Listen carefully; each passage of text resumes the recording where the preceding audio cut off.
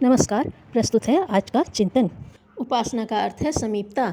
ईश्वर और जीव में यों समीपता ही है। जब भगवान कण कण में संव्याप्त हैं, तब मानवीय काया एवं चेतना में भी वे समाये हुए क्यों नहीं होंगे। जो अपने में ओतप्रोत ही है, वह दूर कैसे, और जो दूर नहीं है, उसकी समीपता का क्या अर्थ। संगति का, समीपता का प्रभाव सर्वविदित है। चंदन के समीप उगे हुए झाड़ झंकार सुगंधित हो जाते हैं। कोयले की और गंधी की दुकान पर बैठने वाले कलोंच का धब्बा और सुगंध का छींटा साथ लेकर जाते हैं। दुष्टों की समीपता से दुर्गति और सज्जनों की सानिध्य से सद्गुणों की वृद्धि और प्रगति की संभावना का साकार होना सर्वविदित है। ईश्वर उत्कृष्टताओं का भांडागार है। उसकी समीपता उपासना से वैसी ही विशेषताओं का बढ़ना स्वाभाविक है।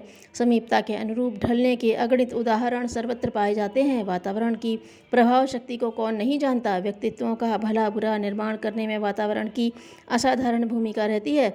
उपासना का क्रिया कृत्य अंतरंग और बहिरंग स्तरों में उत्कृष्टता की वृद्धि करने वाला होना चाहिए। बहिरंग वातावरण बनाने में पूजा उपासना में प्रयुक्त होने वाली प्रतीक प्रतिमा, उसका सज्जा श्रृंगार, पूजा उपचार में प्रयुक्त होने वाले पदार्थ उपकरण आदि का मिला जुला स्वरूप अपना काम करता है। पूजा वेदी के समीप बैठने पर ऐसा लगना चाहिए मानो किन्हीं असाधारण दिव्य परिस्थितियों में जा पहुँचे। मंदिर, देवालय, पूजा गृह, देवी पीठ, आराधना कक्ष को बनाने में उपयुक्त वातावरण बनाने का तथ्य ही प्रधान रूप से काम करता है। साधन कक्ष में जाते ही मन अपने आप को पवित्र एवं दिव्य परिस्थितियों से घिरा हुआ अनुभव करने लगे।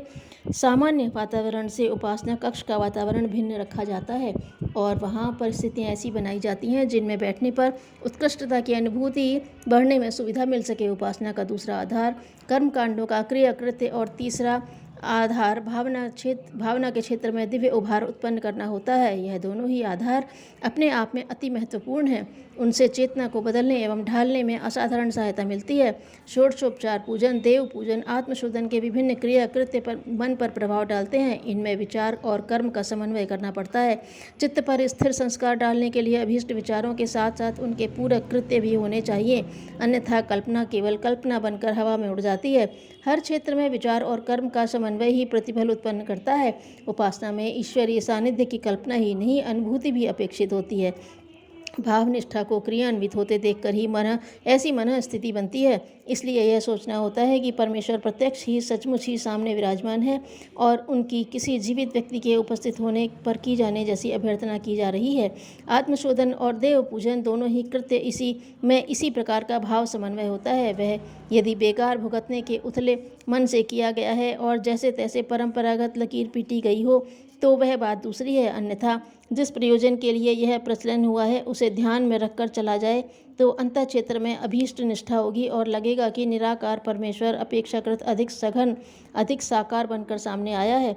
उपासना का तीसरा प्रयोजन है मन क्षेत्र पर ईश्वरीय सानिध्य की अनुभूति। घटाटोप की तरह छाए रहना। सामान्य जीवन में आत्मसत्ता शरीर रूप में ही काम करती है। ऐसा सोचने पर अपना आपा शरीर मात्र ही अनुभव होने लगता है। शरीर से संबंधित समस्याओं का विस्तार अत्यधिक है। सफलताएं अपने ढंग का प्रभाव डालती हैं, असफलता दूसरे ढंग का। लाभ में एक प्रकार का अनुभव होता है, हानि में दूसरी तरह का। एक स्थिति प्रिय लगती है, दूसरी अप्रिय। ऐसे क्षण बहुत कम ही आते हैं जिनमें चित्त शांत संतुलित रहता हो और आत्मसत्ता के साथ जुड़ी हुई समस्याओं के हल करने की बात सूझ पड़ती हो। यही कारण है कि हम भौतिक आवश्यकताओं और समस्याओं को ही सब कुछ मान लेते हैं और उन्हीं के जाल जंजाल में उलझे जकड़े पड़े रहते हैं। आत्मिक जीवन का स्वरूप भी सामने नहीं आ पाता। फिर उनका समाधान सूझे तो कैसे। स्पष्ट है कि आत्मिक समस्याओं का समाधान हुए बिना न तो भौतिक जीवन का रस पिया जा सकता है और न जीवन लक्ष्य पूरा करने की बात बनती है। आवश्यक है कि कुछ समय हमारे पास ऐसा हो जिसमें भौतिक जीवन को एक प्रकार से पूरी तरह भुला दिया जाए और उन क्षणों में केवल आत्म का स्वरूप, जीवन लक्ष्य और एवं ईश्वरीय सानिध्य के अतिरिक्त और कुछ सूझ न पड़े। यही उपासना काल है। उपासना सही हुई या गलत, इसकी पहचान इतनी ही है कि उन क्षणों में मन क्षेत्र पर आत्मिक स्तर का चिंतन छाया रहा या भौतिक स्तर का। यदि सांसारिक मनोकामनाओं की उथल पुथल मची हुई है और इष्ट देव से तरह तरह की भौतिक वरदान पाने की लालक उठ रही हो तो समझना चाहिए कि यह उपासना कृत्य भी विशुद्ध रूप से भौतिक है। इससे आत्मिक प्रगति जैसा कोई लाभ मिल नहीं सकेगा यदि उतने समय शरीर रहित भौतिक प्रभावों से मुक्त ज्योतिर्मय आत्मा ही ध्यान में है और उसमें महाज्योति के साथ समन्वित हो जाने दीप पतंग जैसी आकांक्षा उठ रही है, तो समझना चाहिए कि उपासना का सच्चा स्वरूप अपना लिया गया और उससे अभीष्ट उद्देश्य पूरा हो सकने की संभावना बन रही है। उपासना के समय सांसारिक विचार न आए, इसका एक ही उपाय है कि उन क्षणों के लिए एक निर्धारित विचार पद्धति सामने रहे। वैसे यह बहुत समय के अभ्यास और एकाग्रता हो जाने पर ही संभव है। आरंभ में दृश्य मुक्त चिंतन मन चित्र पर छाए रहे, ऐसा ही अभ्यास लेकर चलना चाहिए। ध्यान इसी को कहते हैं। उपासना में ध्यान अनिवार्य है।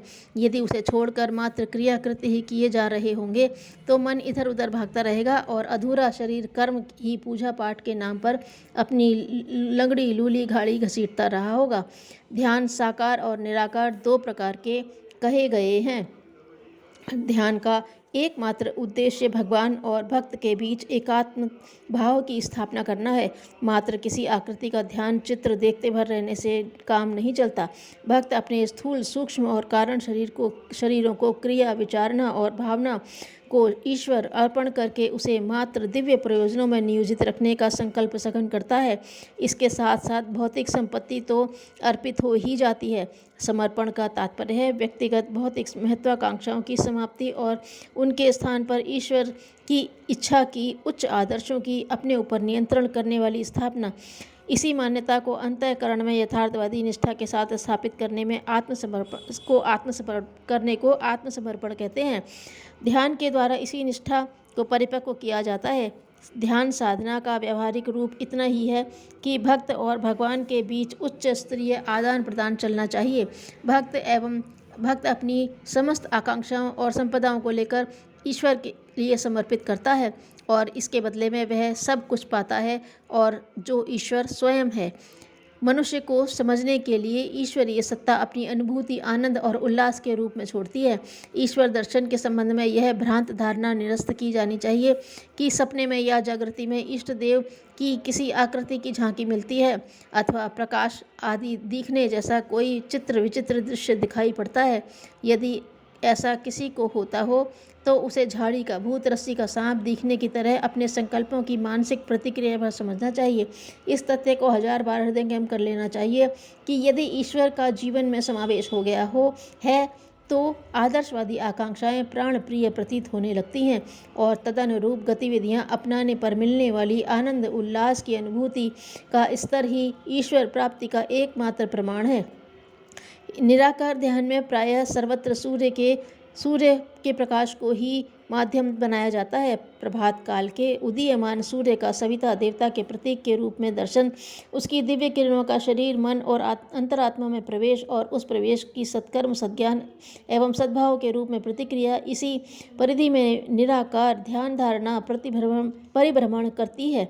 यज्ञाग्नि रूपी ईश्वर में आहुति द्रव्य की तरह जीव सत्ता का समर्पण, नाले का गंगा में, बूंद का समुद्र में संपादन, दीप ज्योति का सूर्य ज्योति में विलय, अर्घ्य जल का भाप बनकर व्यापक क्षेत्र में विस्तार, पतंगों का दीपक को समर्पण जैसे कितने ही दृश्य चित्र कल्पना क्षेत्र में बनाए जा सकते हैं और उनके सहारे एकात्म भाव की अनुभूति का आनंद लिया जा सकता है। उपासना के इन आधारों को अपनाकर गायत्री मंत्र के सहारे अथवा कोई और अवलंबन अपनाकर ईश्वर की साकार अथवा निराकार की जो भी उपासना अपनाई जाएगी निश्चित रूप से सफल होगी और अभीष्ट सत्परिणाम उत्पन्न करेगी। धन्यवाद।